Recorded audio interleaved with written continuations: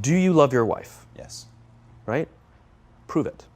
Like, what's the metric? Give me the number that helps me know, right? Because when you met her, you didn't love her, right? True. Now you love her, right? Tell me the day the love happened. It's an impossible question, right? But it's not that it doesn't exist. It's that it's much easier to prove over time, right? So all leadership is the same thing. It's about transition. So if you were to go to the gym, right? It's like exercise, right?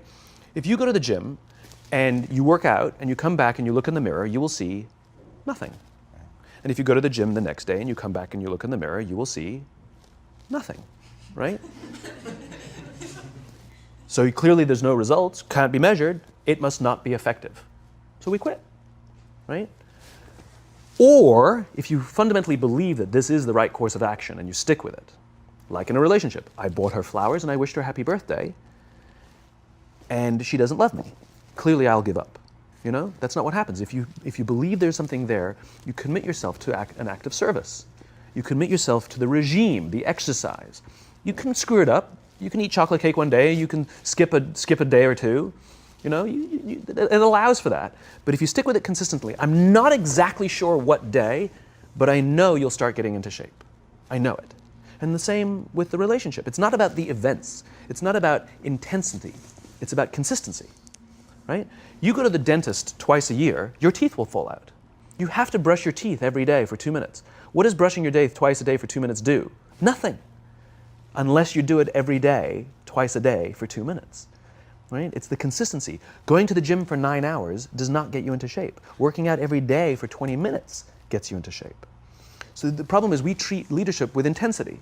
We have a 2-day offsite, we invite a bunch of speakers, we give everybody a certificate. You're a leader, right? Those things are like going to the dentist. They're very important. They're good for reminding us or getting us back on track, learning new lessons. But it's the daily practice of all the monotonous, little, boring things like brushing your teeth that matter the most. She didn't fall in love with you because you remembered her birthday and bought her flowers on Valentine's Day. She fell in love with you because when you woke up in the morning, you said good morning to her before you checked your phone. She fell in love with you because when you went to the fridge to get yourself a drink, you got her one without even asking. She fell in love with you because when you had an amazing day at work and she came home and she had a terrible day at work, you didn't say, yeah, but let me tell you about my day. Right. You sat and listened to her awful day and you didn't say a thing about your amazing day. This is why she fell in love with you. I can't tell you exactly what day, and it was no particular thing you did. It was the accumulation of all of those little things that she woke up one day and as if she pressed a button, she goes, I love him, right? Leadership is exactly the same. There's no event. There's no thing I can tell you you have to do that your people will trust you. It just doesn't work that way. It's an accumulation of lots and lots of little things that anyone by themselves is innocuous and useless.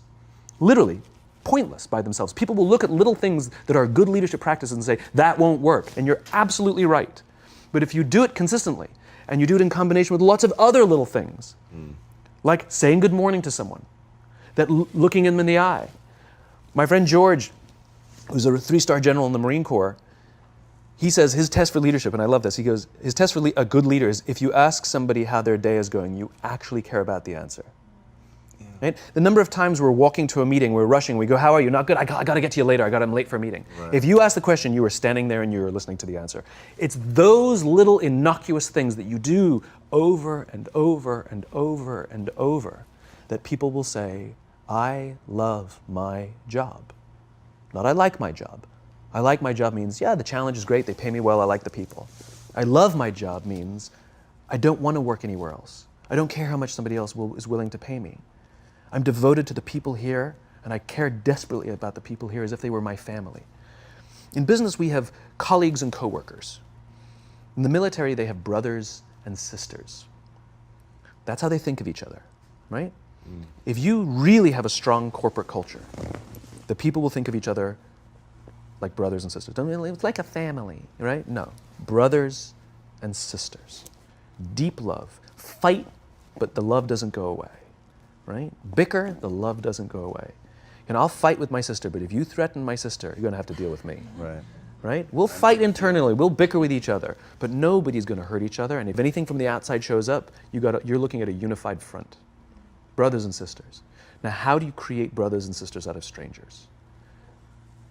Common beliefs, common values, parents, in other words, executives who care about their children's success, who care to raise their children, teach them skills, discipline them when necessary, help them build their self-confidence so that they can go on and achieve something more than you could have ever imagined achieving for yourself.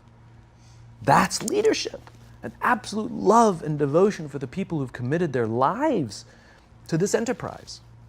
That's such a brilliant reframe. It's so simple and so beautiful and unbelievably hard work.